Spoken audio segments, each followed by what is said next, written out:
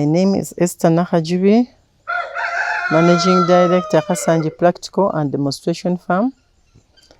I would like to say I'm glad to UBC for taking an initiative to travel all the way from Kampala to Kasanji to come and visit us, to come and add value on what we do by documenting the different activities that we do at Kasanji Practical Farm. I want to say I've really appreciated the management and the team that has worked so hard to make this happen. Thank you so much. At Kasanji Practical and Demonstration Farm, we do so many enterprises as earlier mentioned. We do piggery, poultry, dairy, some goats on small scale. In addition to agriculture. But in this video, I'm going to talk about mainly poultry.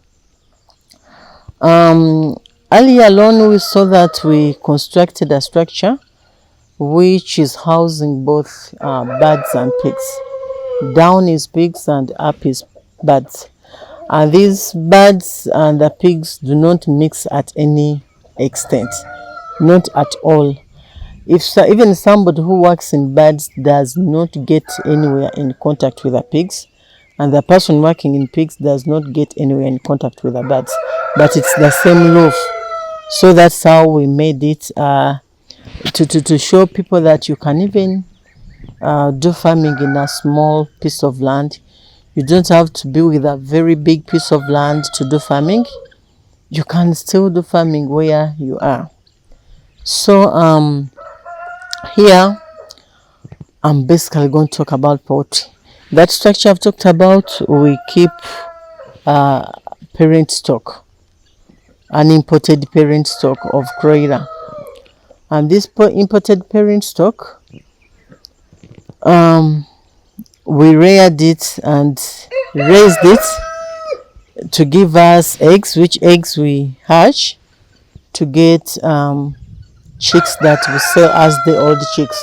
And some of them we sell them as brooded chicks based on the demand. What is the interest of the consumer? And you know, when we people are farming and doing everything, whatever we do has to be in the interest of the consumer. And the consumer is you, the farmer out there. So we are not farming for our own consumption. We are farming for you, the consumer. So we have that parent stock which gives us eggs, and then we hatch and sell as the old chicks. However, right now our parent stock is old. We've disposed it off. Actually, we've just disposed it off. There are some few which you can see around. We brought down. We've cleaned up, and we are resting the structure for a short time. We want to restock, because those are the principle. That's the science behind. You can't just introduce birds again before you rest it a bit.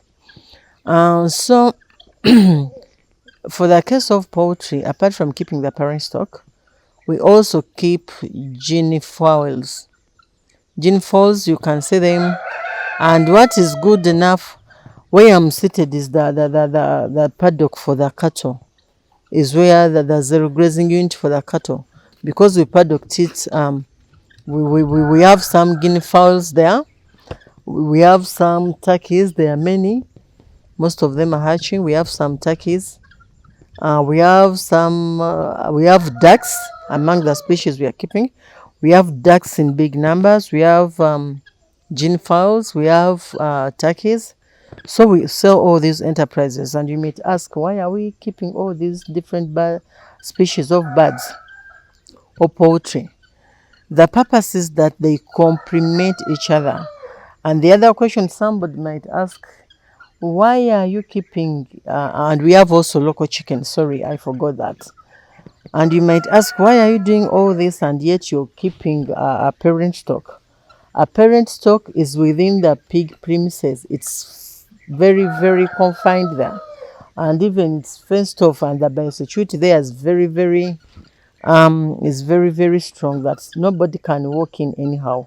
So the other birds, the exotic ones, do not have any way they meet these others, or they do not contact at any point. And even the people working there do not come this side. So we can keep this because it's a demonstration and practical farm. Somebody would wish to come and know and see how does a gene file look like.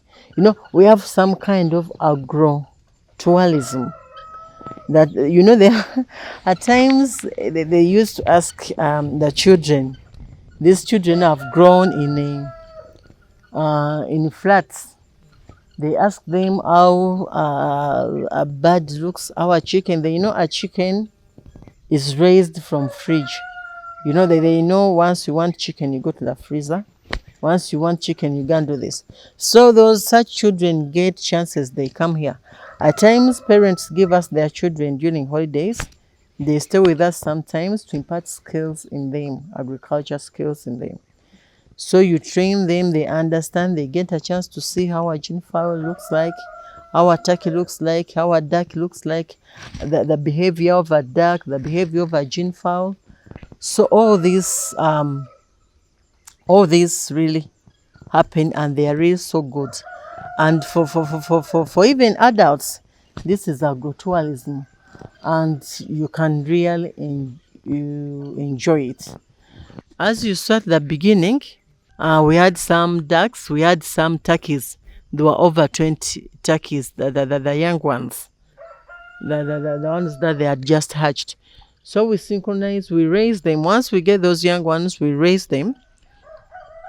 And the brooding system we use is also so local. We don't use this advanced breeding. I don't want to call it advanced, but the normal breeding system that people are used to. There is a way innovatively we do it to raise them, minimizing cost without spending too much cost. But our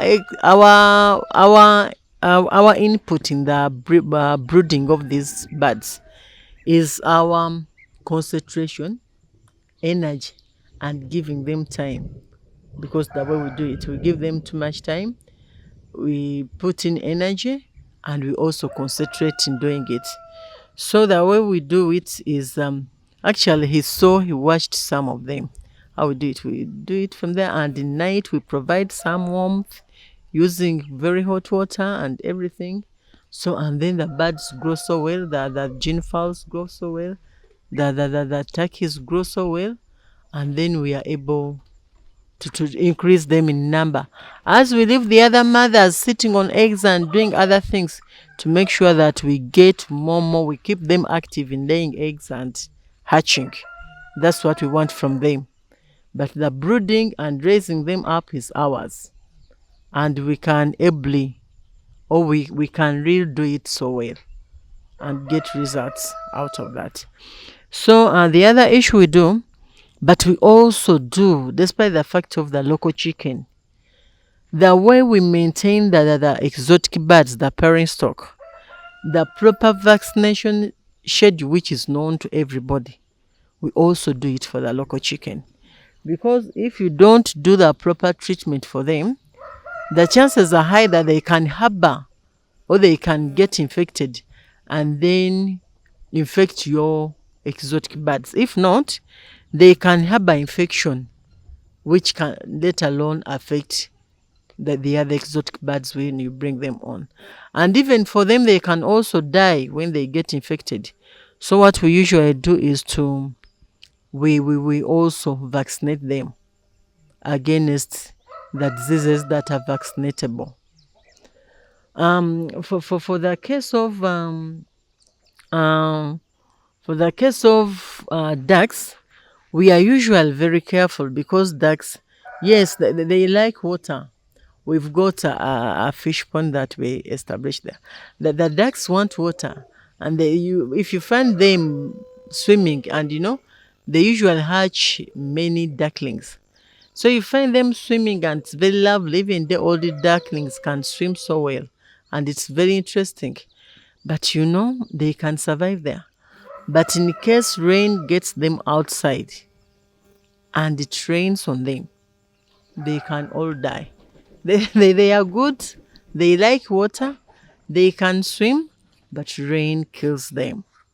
So those are some of the things that we tell the farmers out there, that despite you do this, but this one is very dangerous for a particular species of animal. I mean, birds, or a particular type of poultry. So then, what we do also for the case of turkeys, we usually raise them. You know, turkeys had a tendency of, people usually say they have a tendency of laying in bushes. Yes, it's true they do. But now, since these ones are enclosed off, they usually go up where you saw the hay, the upper side where we keep the feed for the cattle. That's where they usually go and lay eggs. And once they lay eggs, we don't allow them brood the after laying getting the chicks. I mean the turkeys, the young ones. We usually brood them ourselves and then give them a chance to rest a little bit, and then they lay again, and they keep productive, not to waste them. So that's what we do. For the local chicken, we also do the same, for all the bird types, different types of birds. But the most intensive work, or the most technical work, is done on the exotic birds, the birds which are exotic, the ones that we keep as the parent stock. They are the ones on which we usually make sure that we do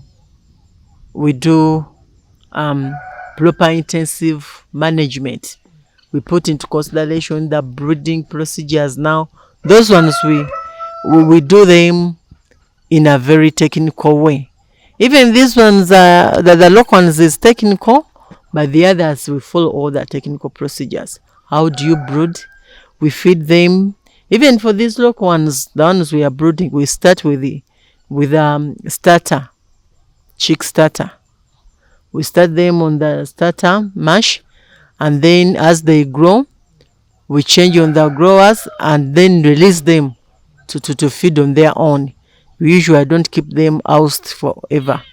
It's for just a short period. As long as they are strong enough to survive on their own, we let them move out. But for the other exotic ones, we usually look at the proper procedures. We start them on the starter feed, and after that starter feed, we give them the growers, and eventually, basing on the purpose, I told you objective is very core in rearing animals. If your objective, for example, say broiler, if your objective is to rear them for meat, then you feed them differently basing on your interest. If your interest is meat, you feed them differently, targeting meat. If your interest is getting eggs out of them, then you separate males and females, and you rear females in such a way that they are going to give you more eggs. So if your interest is some people do, if your interest is breeding, I mean it's multiplication, because that's not breeding, it's multiplication, then you mix them at a certain age. You mix males and females such that the eggs that are laid are fertile. But we usually discourage farmers from, once these broilers we usually import F1s, and now the ones, the offsprings that we get from them, they have a hybrid vigor, because and usually the male line is different from the female line, but they have, after crossing them, you get an offspring which has a hybrid vigor. It can, meaning that it can grow very fast. It's going to give you good number of eggs. It's resistant. It has all those good qualities. The feed conversion rate is also so good. But now what the mistake farmers usually do, they tend to use those offsprings again, because they are females and males together, and then they use them to as a parent stock. So that what comes out of those birds, the vigor has already gone down. They are not meant to be multiplied again, because the vigor goes down. And once the vigor goes down, now what the offsprings you will get from them, they are usually weak, they don't grow well, they usually look stunted. They have so many issues and challenges. So we discourage it, and we recommend farmers to usually buy from the first stock if you want to get good results.